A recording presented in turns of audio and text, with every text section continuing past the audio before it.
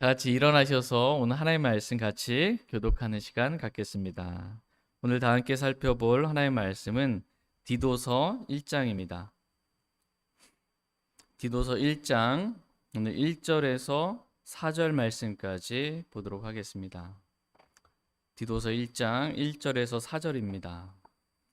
하나님의 종이요 예수 그리스도의 사도인 바울은 하나님께서 선택하신 자들의 믿음에 따라 하나님의 성품을 따르는 진리를 인정함에 따라 영원한 생명의 소망 안에서 사도가 되었는데 이 생명은 거짓말하실 수 없는 하나님께서 세상이 시작되기 전에 약속하셨으나 자신의 말씀은 우리 구원자 하나님의 명령에 따라 내게 맡겨진 복음 선포를 통해 정해진 때에 드러내셨느니라.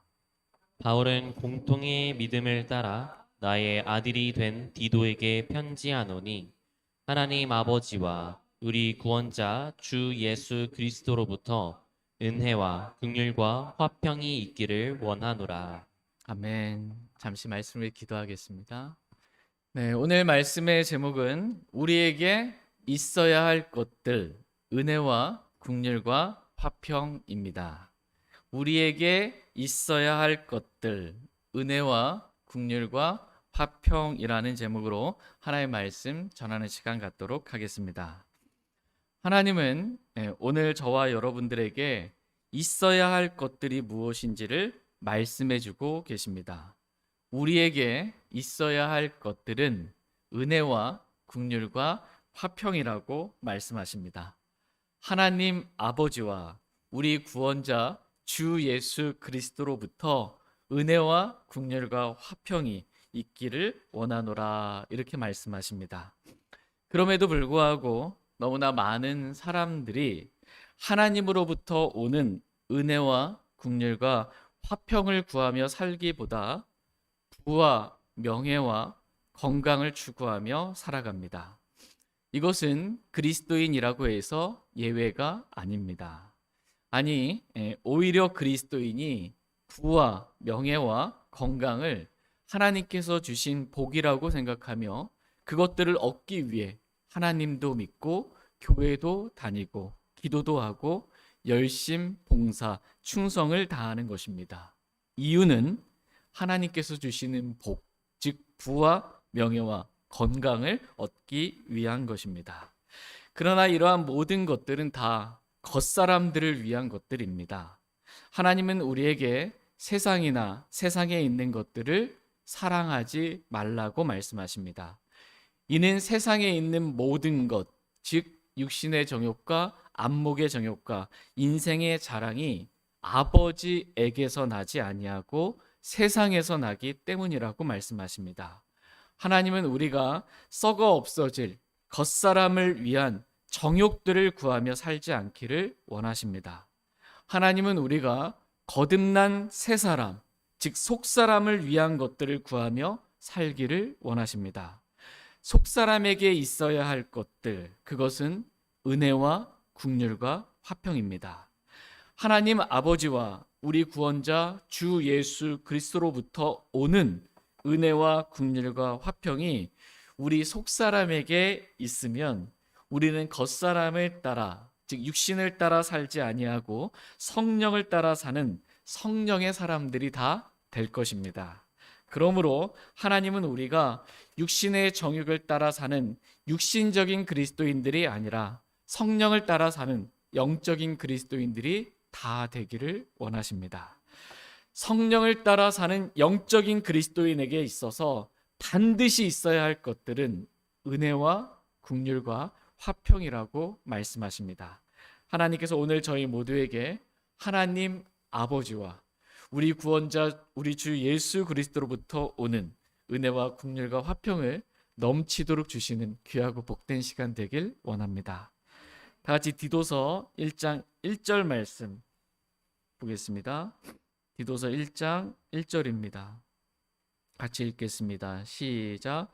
하나님의 종이여 예수 그리스도의 사도인 바울은 하나님께서 선택하신 자들의 믿음에 따라 하나님의 성품을 따르는 진리를 인정함에 따라. 아멘. 바울은 지금 자신이 누구인지를 먼저 소개하고 있습니다. 나는 하나님의 종이라고 말씀하고 계십니다. 나는 사람의 종이 아니라고 말씀하십니다. 나는 하나님만을 기쁘게 하는 하나님의 종이라고 말합니다. 다 같이 갈라디아서 1장 10절 말씀 보겠습니다. 갈라디아서 1장 10절입니다.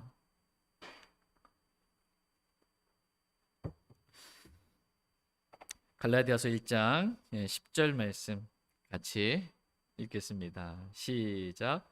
내가 지금 사람들을 설득하느냐 하나님을 설득하느냐 혹은 사람들을 기쁘게 하기를 구하느냐 내가 아직도 사람들을 기쁘게 한다면 그리스도의 종이 아니니라. 내가 아직도 사람들을 기쁘게 한다면 나는 그리스도의 종이 아니니라 이렇게 말씀하고 계십니다. 그리스도의 종, 즉 하나님의 종은 사람들을 기쁘게 하는 사람이 아니라 하나님을 기쁘게 하는 사람이라고 말씀하고 계십니다.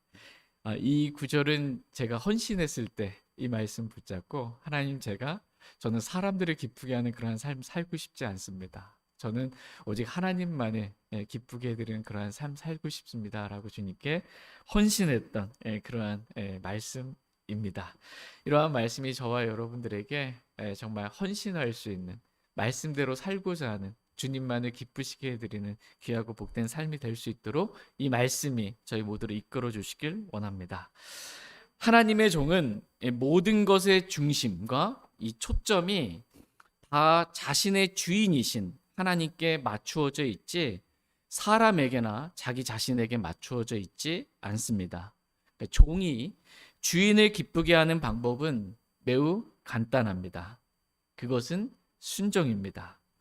주의 명령에 순종하고 복종하는 것입니다. 그것도 즉각적으로 순종하고 복종하는 것입니다. 이것이 주인을 가장 기쁘게 하는 종입니다. 종에게 있어서 중요한 것은 자신의 생각이 아닙니다. 자신의 유익이 아닙니다. 내 생각이 어떠한 것보다 주님의 말씀이 더 중요합니다. 종은 자신의 생각과 판단과 계획을 버리고 주인이 하라는 대로 순종하는 것이 가장 중요합니다. 저희 모두가 하나님의 종들로서 하나님의 말씀에 기록된 그대로 순종하는 그리고 즉각적으로 순종하는 그러한 하나님의 종들이 다 되길 원합니다. 종에게 있어서 내가 뭔가를 해야 되겠다. 내가 하고 싶은 것. 이건 중요한 게 아니라는 거예요. 종은 주인이 하라는 대로 그냥 순종하면 되는 겁니다. 이것만큼 더 중요한 것이 없습니다. 다 같이 디도서 1장 1절 말씀 다시 보겠습니다. 디도서 1장 1절 말씀 같이 읽겠습니다. 시작. 하나님의 종이요 예수 그리스도의 사도인 바울은 하나님께서 선택하신 자들의 믿음에 따라 하나님의 성품을 따르는 진리를 인정함에 따라. 예수 그리스도의 사도인 바울은 하나님께서 선택하신 자들의 믿음에 따라 하나님의 성품을 따르는 진리를 인정함에 따라 영원한 생명의 소망 안에서 사도가 되었는데 라고 말씀하고 계십니다. 우리는 여기서 하나님께서 선택하신 자들의 믿음에 따라 라는 말씀을 보게 됩니다. 하나님께서 선택하신 자들이 있어요, 없어요? 있다 이렇게 말씀하고 계십니다. 하나님께 선택하신 자들이 있다. 그런데 칼빈주의자들이 말하는 것처럼 장로교회에서 말하는 것처럼 하나님께서 아무 조건 없이 어떤 사람은 지옥에 갈 사람으로 또 어떤 사람은 구원받을 사람으로 무조건적으로 선택한 것은 결코 아니라는 것입니다. 다 같이 에베소서 1장 4절 말씀 보겠습니다. 에베소서 1장 4절입니다.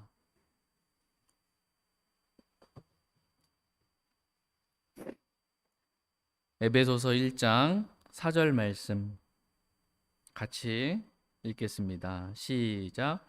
이것은 우리가 사랑 안에서 자신 앞에 거룩하고 흠이 없게 하시려고 세상의 창건 이전에 그리스도 안에서 친히 우리를 택하시며. 아멘. 이것은 우리가 사랑 안에서 자신 앞에 거룩하고 흠이 없게 하시려고 언제요?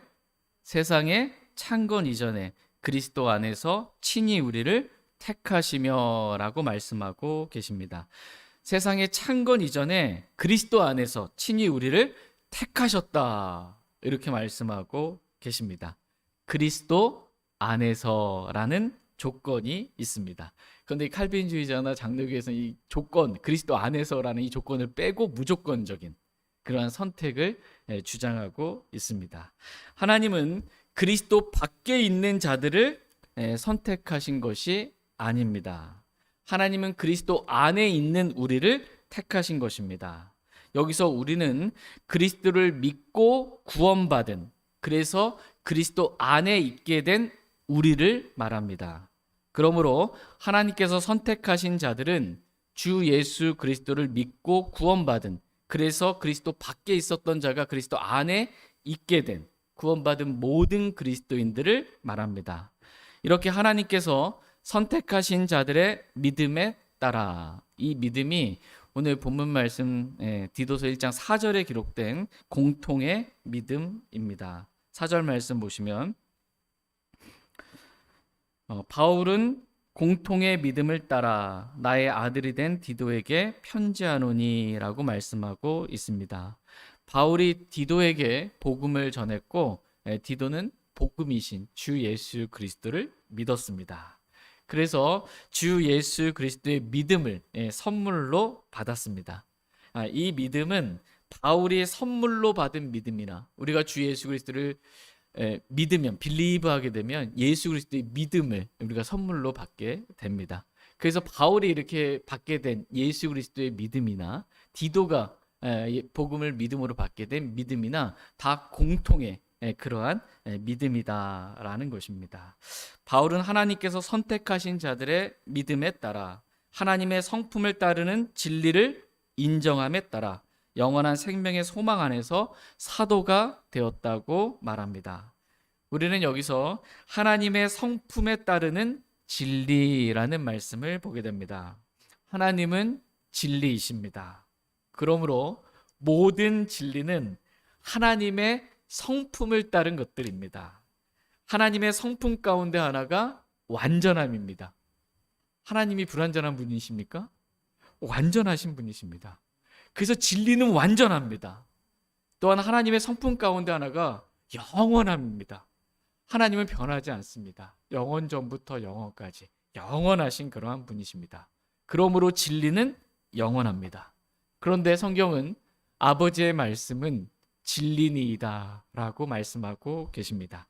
그래서 아버지의 말씀, 하나님의 말씀, 이 성경은 완전할 수밖에 없다는 것입니다. 불완전한 것은 진리가 아닙니다. 성경은 단지 진리를 포함하고 있는 게 아니에요. 진리도 있고 비진리도 이렇게 섞여 있는 게 아니라는 것입니다. 저와 여러분의 손에 들린 이 하나님의 말씀, 이 영어 킹제임스 성경, 이 성경은 완전한 100% 완전한 진리라고, 하나님의 말씀이라고 저와 여러분들에게 가르쳐주고 계십니다. 한 단어라도, 한 구절이라도 없어진 성경은 진리가 아닙니다. 왜냐하면 진리는 영원하기 때문입니다. 하나님의 성품에 따른 이 진리를 인정하는 것, 이것에 따라 사람이 변화될 수도 있고 그렇지 않을 수도 있습니다. 진리를 인정해야 사람이 변화받을 수 있습니다. 바울은 믿음으로 구원을 받고 항상 진리를 인정하며 살았습니다. 그래서 내가 영원한 생명의 소망 안에서 사도가 되었다고 말합니다. 전에는 신성모독하는 자였고 핍박하는 자였는데 이제는 내가 주 예수 그리스도를 믿고 진리를 인정함으로 사도가 되었다고 그렇게 고백하고 있습니다. 다시 디도서 1장 2절 말씀 보겠습니다. 2절입니다. 같이 읽겠습니다. 시작. 영원한 생명의 소망 안에서 사도가 되었는데 이 생명은 거짓말하실 수 없는 하나님께서 세상이 시작되기 전에 약속하셨으나. 아멘. 영원한 생명의 소망 안에서 사도가 되었는데라고 말하고 있습니다. 여기서 영원한 생명은 우리 주 예수 그리스도를 말합니다. 다 같이 요한일서 5장 20절 말씀 보겠습니다. 요한일서 5장 20절 말씀 보겠습니다. 요한일서 5장 20절 말씀 같이 읽겠습니다. 20절입니다. 시작. 또 하나님의 아들께서 오셔서 우리에게 깨달음을 주사 우리가 진실하신 분을 알게 하셨음을 우리가 알고 또 우리가 진실하신 분 곧 그분의 아들 예수 그리스도 안에 있음을 아노니 이분은 참 하나님이시요 영원한 생명이시니라. 아멘. 이분은 참 하나님이시요 영원한 생명이시니라 라고 말씀하십니다. 이분이 누구예요? 예수 그리스도이십니다. 예수 그리스도는 진실한 분이시고 예수 그리스도는 참 하나님이십니다. 또한 예수 그리스도는 영원한 생명이십니다. 이 영원한 생명의 소망 안에서, 즉 예수 그리스도의 소망 안에서 바울은 사도가 되었다라고 말합니다. 유대교에 있었을 때 바울은 영원한 생명이 없는 신성모독하는 자고 교회를 핍박하는 자였습니다. 그러나 바울이 주 예수 그리스도를 믿게 되었을 때 바울은 영원한 생명이신 주 예수 그리스도를 마음에 영접하게 되었습니다. 그래서 바울에게는 영원한 생명이 있게 되었습니다. 여러분에게도 이러한 영원한 생명이신 주 예수 그리스도가 마음 안에 계십니까? 네. 아들이 있는 자에게는 생명이 있고 아들이 없는 자에게는 생명이 없느니라 이렇게 말씀하십니다. 저와 여러분에게는 영원한 생명이신 예수 그리스도께서 계십니다. 그 예수 그리스도께서 우리 안에 계심으로 인해 우리는 소망이 있는 자들입니다. 우리가 전엔 소망이 없는 자들이었습니다. 그러나 예수님이 계심으로 인해 복된 소망이시고 산 소망이신 예수님이 계심으로 인해 우리는 소망을 갖게 되었습니다. 바울이 이 하나님의 성품에 따른 진리를 인정함에 따라 이러한 소망을 갖게 되었다고 말씀하고 계십니다. 여기서 소망은 이 사람들이 그냥 새해가 되면 뭔가 그 새해 소망 이런 소망이 아닙니다. 우리의 소망이신 예수 그리스도를 말합니다. 소망이 없던 자에게 영원한 생명의 소망을 갖게 된 것입니다. 그러니까 우리도 진리를 인정하면 우리도 진리를 계속해서 인정하는 삶을 살게 되면 소망을 갖게 됩니다. 그냥 크레타 사람들과 같이 아무런 변화가 없는 삶을 사는 것이 아니라 진리를 인정하는 삶을 살면 우리도 바울과 같이 하나님의 종들로서 하나님께 기쁨이 되는 사람으로 다 변화받을 수 있습니다. 저희 모두가 이렇게 믿음에 따라 또 진리를 인정함에 따라 영원한 생명의 소망 안에서 하나님께 기쁨이 되는 하나님의 종들로서 다 변화받기를 원합니다. 2절 말씀 중반에 보시면 디도서 1장 2절에 이 생명은 거짓말하실 수 없는 하나님께서 세상이 시작되기 전에 약속하셨으나라고 말씀하고 계십니다. 그러니까 하나님은 어떤 분이신가라고 했을 때 하나님은 거짓말하실 수 없는 하나님이라고 말씀하십니다. 모든 사람은 다 거짓말쟁이라 할지어다라고 말씀하십니다. 여러분 어떻게 거짓말 해본 적 있으십니까? 네, 좀 전에도 했는데 여러분 사람은 다 거짓말쟁이입니다. 사람은 다 거짓말쟁이입니다. 그러나 하나님은 거짓말하실 수 없는 하나님이라고 말씀하고 계십니다. 이유는 하나님은 진리 그 자체이시기 때문입니다. 진리이신 하나님이 거짓말하실 수가 없는 것입니다. 그러므로 하나님께서 말씀하신 이 성경 기록 안에는 어떠한 거짓말도 있을 수가 없는 것입니다. 성경을 읽으면서 내가 성경 안에서 거짓말을 좀 찾아봐야지, 모순을 발견해 봐야지, 이럴 수가 없다는 거예요. 발견할 수가 없어요. 그러니까 하나님의 입에서 나온 진리의 말씀이기 때문입니다. 그러므로 우리가 성경을 읽을 때 기록된 그대로 의심하지 않고 믿으면 됩니다. 다 같이 디모데전서 1장 15절 말씀 그리고 4장 9절 말씀 보겠습니다. 디모데전서 1장입니다.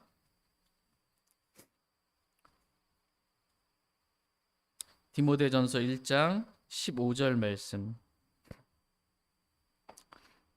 같이 읽겠습니다. 시작. 이것은 신실한 말이요 전적으로 받아들이기에 합당한 말이니 곧 그리스도 예수님께서 죄인들을 구원하시려고 세상에 오셨다는 말이로다. 내가 죄인들 중에 우두머리니라. 아멘. 이것은 신실한 말이요 전적으로 받아들이기에 합당한 말이니라고 말씀하십니다. 하나님의 말씀은 신실한 말입니다.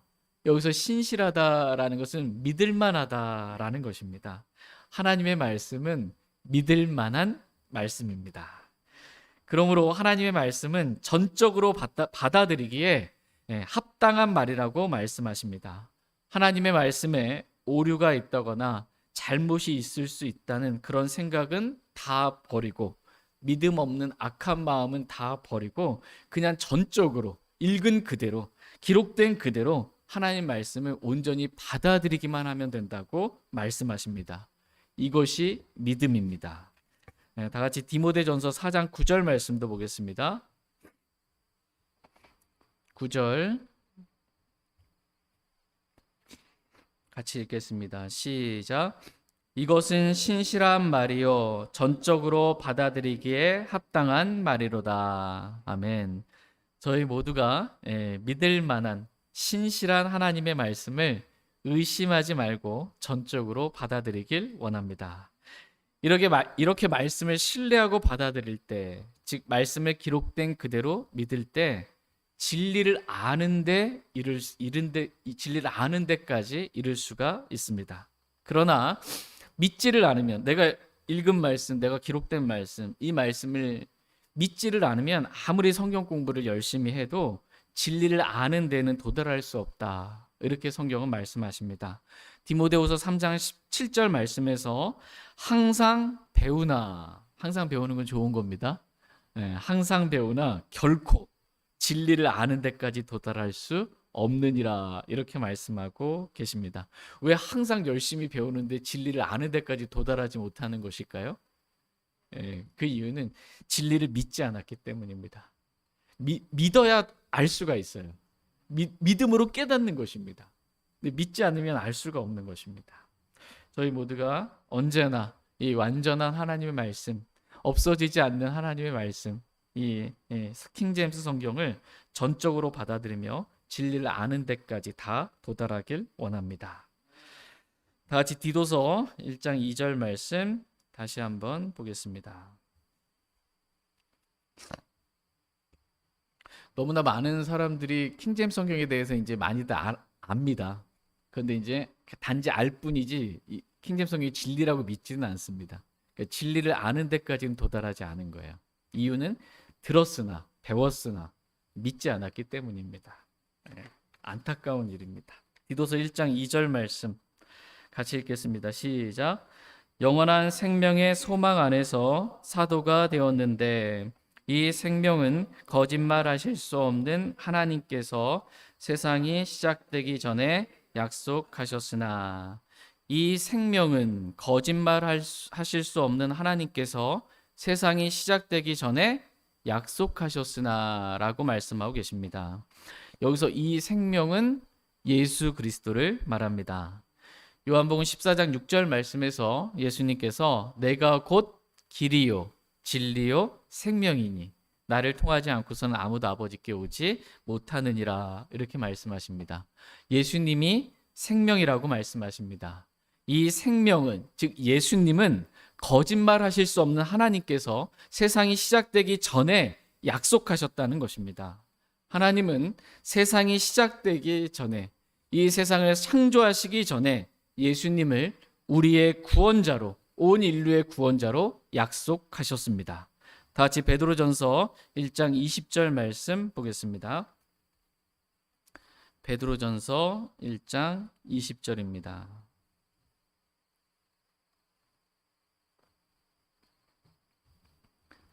베드로전서 1장 20절 같이 읽겠습니다.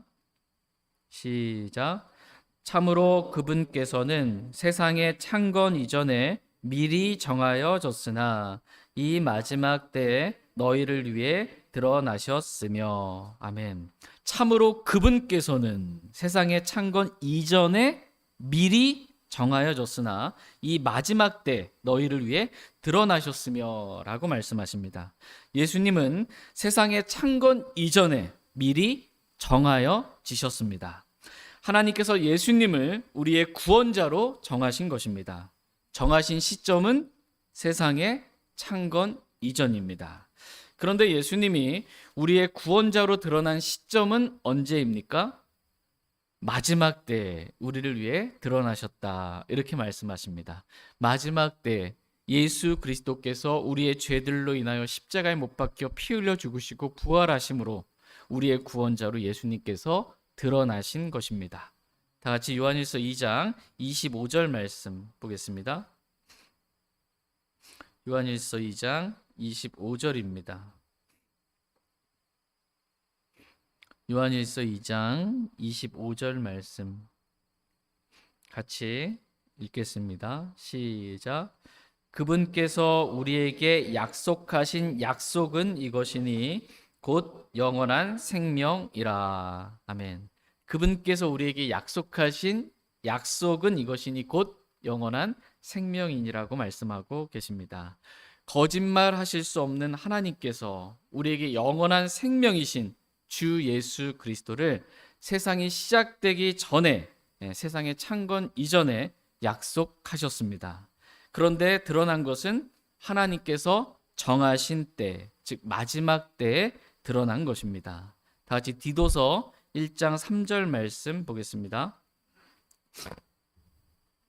디도서 1장 3절입니다.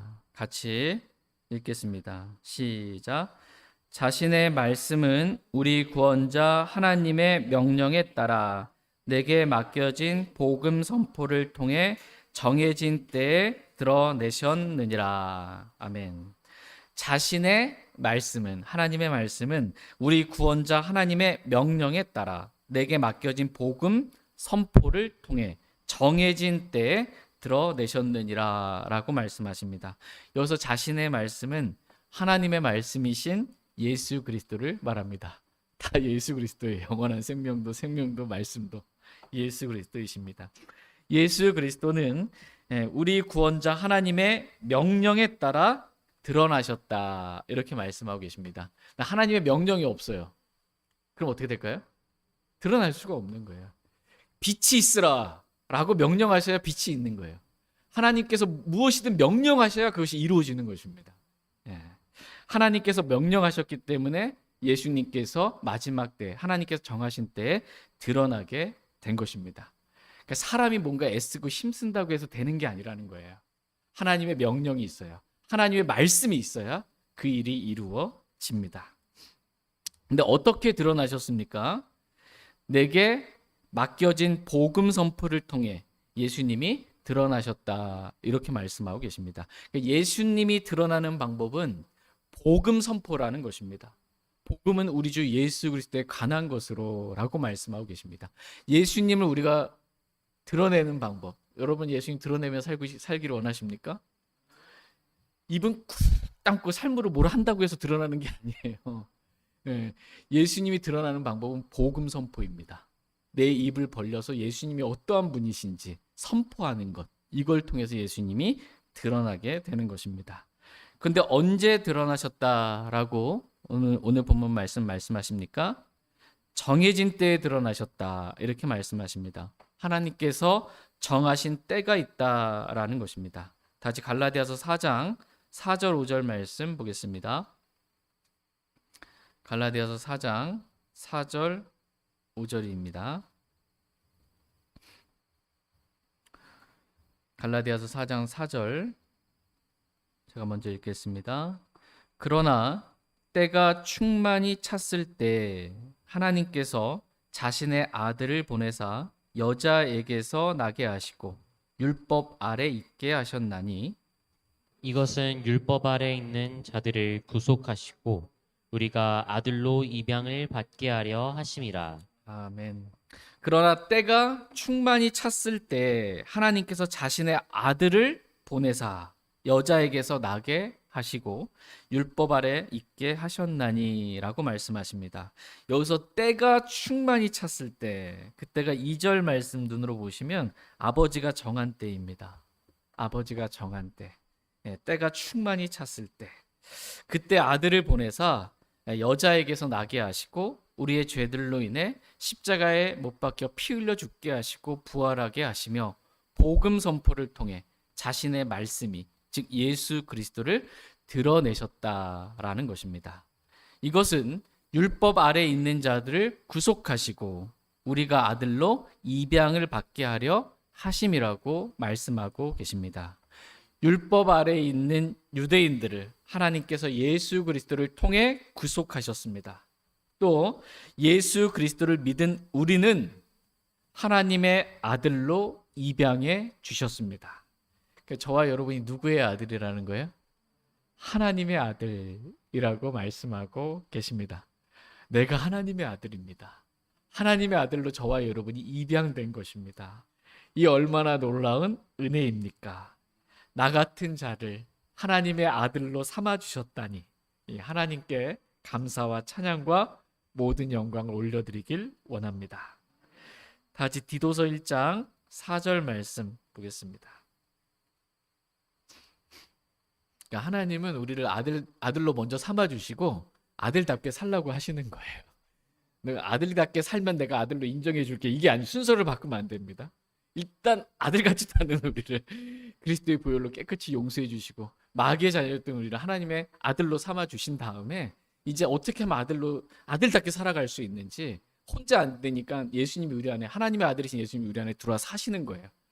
그래서 내가 죽고 예수님이 사시는, 예수님의 생명이 나타나는 삶을 살면 아들답게 사는 겁니다. 십자가의 삶을 사는 것, 이게 하나님의 아들답게 사는 것입니다. 다시 디도서 1장 4절 말씀 보겠습니다. 시작.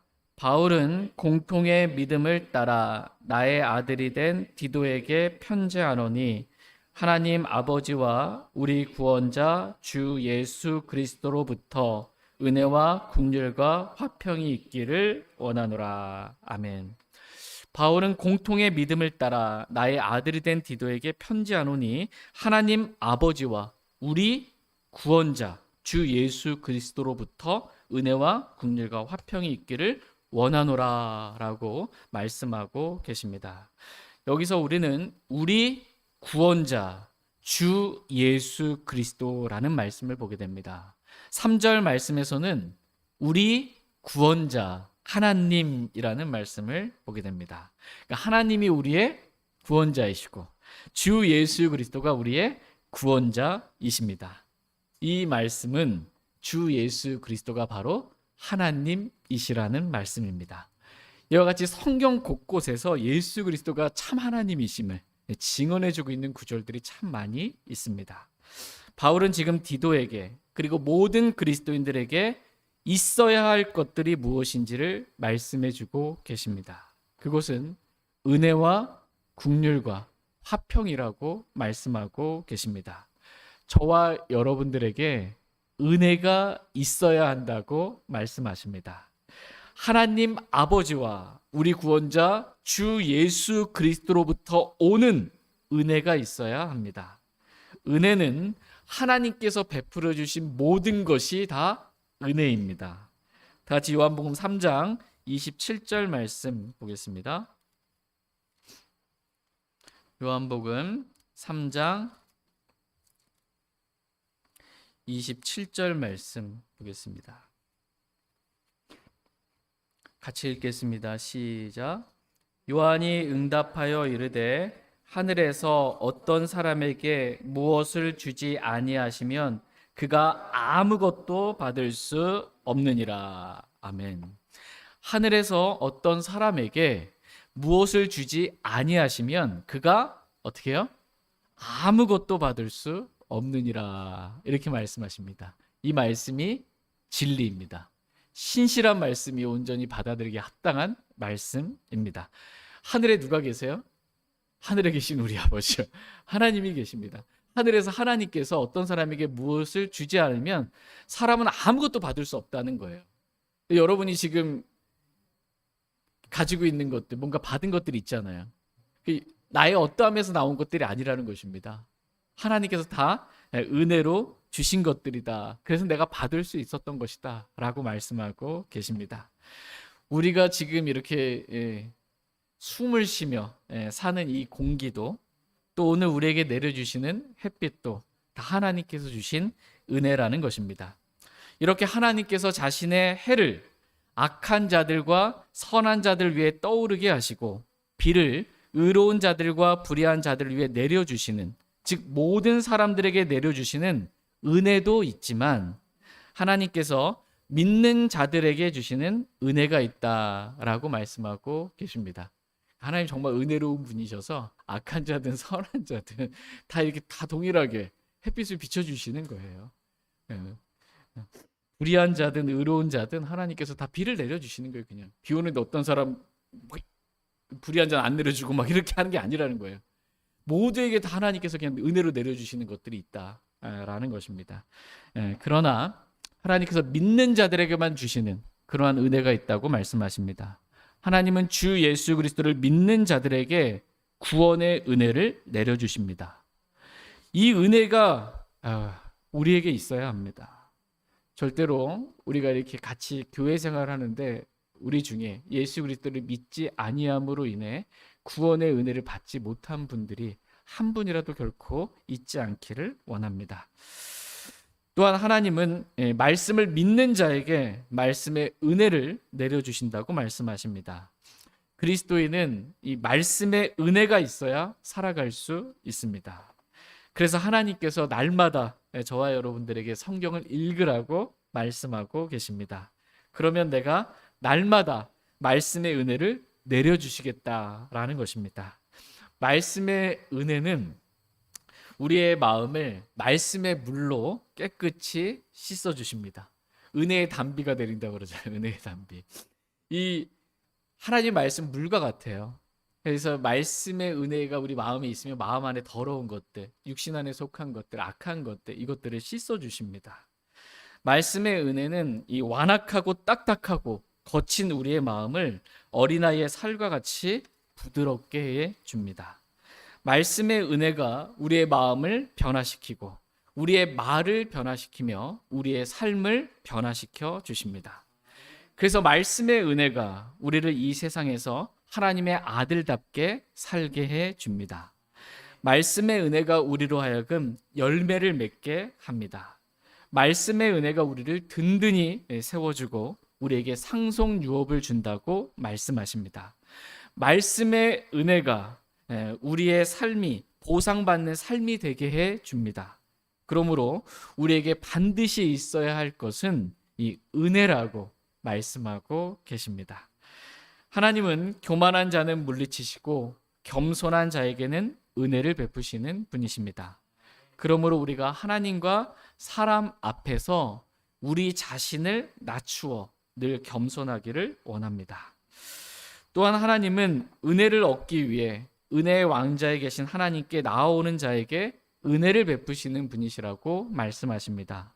저희 모두가 이렇게 하나님 아버지와 주 예수 그리스도로부터 오는 은혜를 얻기 위해 믿음으로 겸손한 마음으로 은혜의 왕자에 앉아 계신 하나님께 날마다 매 순간순간마다 하나님께 나아가는 저와 여러분 다 되길 원합니다. 두 번째, 우리에게 긍휼이 있어야 한다라고 말씀하고 계십니다. 야고보서 2장 13절 말씀에서 긍휼은 심판을 이기고 기뻐하느니라 이렇게 말씀하고 계십니다. 긍휼은 어떻게 한다고요? 심판을 이기고 기뻐하느니라 이렇게 말씀하십니다. 그러니까 심판받아 마땅한 죄인이 하나님의 긍휼을 받아 심판을 이기고 기뻐할 수 있게 해 주시는 것입니다. 긍휼이라는 단어가 성경에서 처음 나온 곳은 창세기 19장에서 하나님께서 소돔과 고모라를 불과 유황으로 멸하실 때 롯과 그의 아내와 두 딸의 손을 잡고 심판에서 건져 주실 때 처음 국률이라는 단어가 등장합니다. 그래서 심판을 이기고 기뻐하게 하신 거예요. 함께 소돔과 고모라 멸망당할 때 롯의 가족들이 멸망당하지 않게 하신 것입니다. 이 얼마나 놀라운 국률입니까? 이러한 국률이 저와 여러분들에게 꼭 있어야 한다라고 말씀하십니다. 국률 없으면 죽는 거예요. 하나님의 이 국률 없는 심판을 우리가 받는다. 죽는 겁니다. 또한 하나님은 다윗이 이 밧세바와 간음했을 때, 그리고 자신의 죄를 숨기기 위해 우리아를 죽였을 때, 그리고 밧세바를 자기 아내로 삼았을 때 하나님은 나단 대언자를 통해 다윗의 죄를 지적하십니다. 그때 다윗은 내가 주께 죄를 지었노라 라고 자신이 지은 죄를 숨기지 않고 자백했습니다. 그러할 때 하나님께서 그 순간 다윗의 죄를 용서해 주셨습니다. 그러니까 간음죄, 이 살인죄를 하나님께서 내가 그러한 죄인입니다, 내가 죄를 지었습니다 라고 자백했을 때 용서해 주신 것입니다. 근데 율법 시대잖아요. 율법에 따라서는 이러이러한 자들은 반드시 죽일지니라 라는 해당하는 죄가 이 간음죄, 살인죄입니다. 어떠한 희생으로도 결코 용서받을 수 없는 그러한 죄입니다. 그런데 하나님께서 제가 그러한 죄인입니다 라고 다윗이 자백했을 때 그 즉시로 용서를 해주신 거예요. 이게 하나님께서 다윗에게 베푼 확실한 국률이라고 말씀하십니다. 다 같이 사도행전 13장 34절 말씀 보겠습니다. 사도행전 13장 34절입니다. 사도행전 13장 34절 말씀 같이 읽겠습니다. 시작. 또 하나님께서 친히 그분을 죽은 자들로부터 일으키셔서 이제 다시는 썩음으로 되돌아가지 않게 하실 것에 관하여 이같이 이르시되 내가 다윗에게 베푼 확실한 국률을 너희에게 베풀리라 하셨느니라. 아멘. 내가 다윗에게 베푼 확실한 국률을 누구에게? 너희에게 베풀리라. 이렇게 말씀하십니다. 그래서 우리가 우리 죄들을 자백하기만 하면 그 자리에서 즉시로 용서받는 확실한 국률을 하나님께서 우리에게 베풀어 주신 것입니다. 그래서 우리가 복음의 말씀을 들을 때 하나님, 저는 지옥에 갈 수밖에 없는 죄인입니다 라고 자백하는 거예요. 저는 그럴 만한 죄인입니다 라고 자백을 했더니 어떻게 해요? 그리고 예수님 믿었잖아요. 그 자리에서 즉시로 용서받는 거예요. 그 자리에서 모든 죄가 즉시로 용서받는 거예요. 그래서 우리의 이 몸이 주님 오실 때 다시는 썩음을 보지 않는 영광스러운 부활의 몸을 입게 되는 겁니다. 이거 다시 돌이킬 수가 없는 거예요. 단 한 번 이렇게 자백함으로 말미암아 확실한 국률을 얻게 된 것입니다. 그리고 구원받은 이후에도 우리가 계속해서 하나님의 말씀에 불순종하며 죄를 지으며 살아갈 때도 있습니다.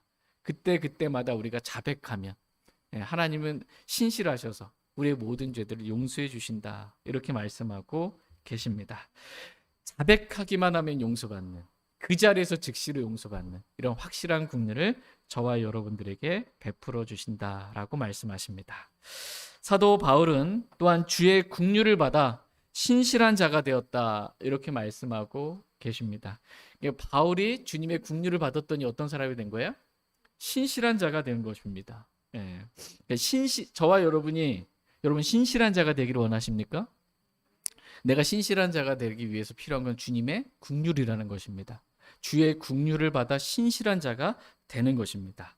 그리고 하나님은 이렇게 신실한 자에게 사역을 맡기시는 분이시라고 말씀하고 계십니다. 신실하지 않으면 사역을 맡겼는데, 하나님의 일을 하라고 맡겼는데 할 때 기분 좋으면 하고 기분 내키지 않으면 안 하고, 하나님의 일이 되질 않는 거예요. 그러면 하나님은 어떤 분에게 사역을 맡기냐? 신실한 자에게 사역을 맡기는 그러한 분이시다라는 것입니다. 디모데전서 1장 12절 말씀에서 하나님께서 나를 신실한 자로 여기사 내게 사역을 맡기셨기 때문이라고 말씀하고 계십니다. 우리가 하나님께서 맡기신 사역을 감당할 수 있는 이유는 하나님께서 먼저 우리에게 긍휼을 베풀어 주셨기 때문입니다. 그래서 우리가 신실한 자가 되었고, 그래서 하나님께서 우리에게 사역을, 하나님을 섬길 수 있는 그러한 일들을 맡겨 주신 것입니다. 그런데 하나님께서 베풀어 주신 긍휼이 없다면 우리는 하나님을 섬길 수도 없는 거예요. 우리가 섬길 수 있는 건 다 하나님의 긍휼이라고 말씀하고 계십니다. 그러므로 우리에게는 하나님 아버지와 주 예수 그리스도로부터 오는 긍휼이 있어야 한다, 이렇게 말씀하고 계십니다. 이러한 긍휼을 얻기 위해서는 은혜의 왕자에 앉아 계신 하나님께 담대히 나아가면 된다라고 말씀하고 계십니다. 담대히 나아가는 거예요. 나갔다가 죄가 있으면 죽고 이런 게 아니고, 그리스도의 보혈로 모든 죄가 용서받고 내가 자백하기만 하면 다윗에게 임한 확실한 긍휼을 나에게도 베풀어 주시고, 믿고 담대히 나아가는 것입니다. 또 자백하고 또 죄짓고 또 왔니, 뭐 이렇게 해가지고 게 아니고 주저하지 말라는 거예요. 담대히 언제든 주님께 나오라. 어떠한 죄를 지었든 나오라는 것입니다. 세 번째, 우리에게 있어야 할 것은 화평이라고 말씀하고 계십니다. 하나님과의 화평이 있어야 합니다. 로마서 5장 1절 말씀에서 그러므로 우리가 믿음으로 의롭다고 인정받아 우리 주 예수 그리스도를 통해 하나님과 화평을 누리는도다 라고 말씀하고 계십니다. 예수 그리스도를 통해 하나님과 화평을 누리는 것입니다. 예수 그리스도 없이 내가 뭐 의로운 행위, 선한 행위, 종교적인 행위, 열심히 이거로 하나님과 화평을 누려야 한다? 불가능한 일입니다. 하나님과의 화평은 오직 예수 그리스도를 통해만 누릴 수 있는 것입니다. 또한 하나님은 모든 사람과 우리가 화평하기를 원하십니다. 로마서 12장 18절 말씀에서 가능하다면 너희가 할 수 있는 대로 모든 사람과 화평하게 지내라 라고 말씀하고 계십니다. 가능하다면 하나님은 저와 여러분이 모든 사람과 화평하게 지내기를 원하십니다. 왜 가능하다면이라고 하셨을까요? 나는 화평하려고 그러는데 상대방이 정말 죽을 때까지 내 눈에 흙이 들어가도 내가 용서 못한다, 이러면 화평이 안 되는 거예요. 상대방이 어떠냐에 따라 풀어줘야 되는 거예요. 그런데 우리는 어떻게 해요? 그 사람이 풀어줄 때까지 계속해서 우리 자신을 낮추어서 그 사람에게 잘하는 겁니다. 가능하다면 그렇게 모든 사람과 더불어 화평하게 지내기를 주님은 원하십니다. 하나님은 우리가 하나님과 화평할 뿐만 아니라 사람들과도 화평하기를 원하십니다. 하나님은 혼란의 창시자가 아니요 화평의 창시자라고 말씀하고 계십니다. 모든 화평은 하나님으로부터 옵니다.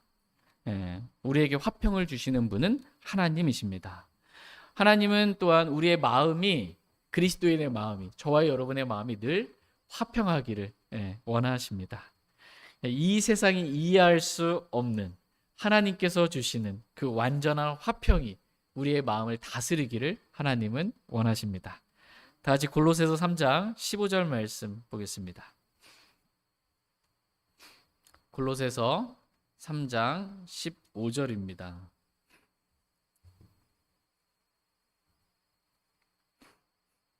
골로새서 3장 15절 말씀 같이 읽겠습니다. 시작. 하나님의 화평이 너희 마음속에서 다스리게 하라. 그 화평에 이르도록 한 몸 안에서 부르심을 받았으니 감사하는 자가 되라. 아멘. 하나님의 화평이 너희 마음속에서 다스리게 하라. 너희도 그 화평에 이르도록 한 몸 안으로 부르심을 받았으니 감사하는 자가 되라. 이렇게 말씀하십니다. 하나님은 우리를 화평에 이르도록, 하나님의 화평에 이르도록 한 몸 안으로 부르셨습니다. 그러므로 감사하는 자가 되라고 말씀하십니다. 그러니까 한 몸 안에서, 한 교회 안에 지체로서 하나님께서 우리를 부르셨으니 감사하는 자가 되라는 것입니다. 그래서 교회 생활할 때 하나님의 화평이 우리 마음을 다스리는, 그래서 서로에게 화평이 있는, 모든 사람과 더불어 화평한 그러한 삶을 살게 되기를 주님은 원하십니다. 저희 모두가 서로에 대해, 또 교회에 대해, 무엇보다도 하나님께 대해 감사하는 자가 되기를 원합니다. 감사하잖아요. 그러면 하나님의 화평이 임합니다. 불평하면 화평이 깨집니다. 그러니까 하나님께 대해 모든 일로 인해 항상 감사하기를 원합니다. 또 형제 자매들에 대해 교회에 대해 이렇게 감사하는 마음을 갖게 되길 원합니다. 그래서 하나님의 화평이 우리의 마음 속에서 우리를 다스려 주시기를 원합니다. 근데 여러분 살다 보면 화평이 순간순간 깨질 때가 있습니다. 아닌가요? 계속 깨진 상태에 있다가 순간순간 화평이 임할 때가 살다 보면 화평이 막 깨질 때가 있습니다. 화평이 깨지면 어때요? 마음에 화평이 깨졌어요. 그러면 막 육신적인 생각들이 막 화가 치밀어 오르고 육신적인 생각들이 막 나오고 화평이 깨진 그런 마음에서 막 마음에 가득한 것들 안 좋은 말들이 입으로 막 이렇게 나옵니다. 그리고 육신을 따라서 이렇게 행하게 됩니다. 화평이 깨지면 이렇게 됩니다. 그러므로 우리에게 있어야 할 것 그것은 화평이라고 말씀하십니다.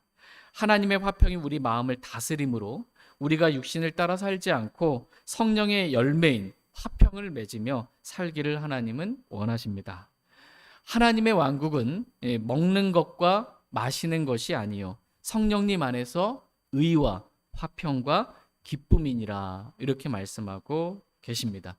그러니까 우리가 주 예수 그리스도를 믿음으로 거듭나게 돼서 하나님의 왕국에 들어가게 되는 것입니다. 그래서 저와 여러분은 지금 어디에 들어갔어요? 하나님의 왕국에 들어가 있는 거예요.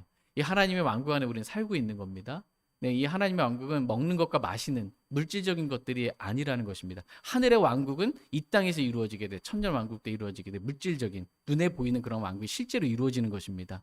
근데 지금 하나님의 왕국은 성령님 안에서 의와 화평과 기쁨이라고 말씀하고 계십니다. 우리가 하나님의 왕국에서 성령 안에 있으면 의와 화평과 기쁨을 누리며 그렇게 살게 되는 것입니다. 우리에게 있어야 할 것들은 은혜와 긍휼과 화평이라고 말씀하십니다. 다 같이 히브리서 4장 16절 말씀 읽고 오늘 말씀 마치도록 하겠습니다. 히브리서 4장 16절 말씀 읽고 마치겠습니다. 히브리서 4장 16절입니다. 같이 읽겠습니다. 시작. 그러므로 우리가 긍휼을 얻고 필요한 때 도우시는 은혜를 얻기 위해 은혜의 왕자로 담대히 갈 것이니라. 아멘. 그러므로 우리가 뭘 얻어요? 긍휼을 얻고 필요한 때에 도우시는 은혜를 얻기 위해 우리가 해야 할 일은 뭐예요? 은혜의 왕자로 담대히 갈 것이니라 라고 말씀하십니다. 저희 모두가 날마다 매 순간순간마다 하나님 아버지와 주 예수 그리스도로부터 오는 은혜와 긍휼과 화평을 얻기 위해 은혜의 왕자에 앉아 계신 하나님께 담대히 나아가는 저와 여러분 다 되길 원합니다. 다 같이 일어나셔서 오늘 들으신 말씀 기억하시고 개인적으로 하나님 앞에 나아가 기도하는 그러한 시간 갖도록 하겠습니다.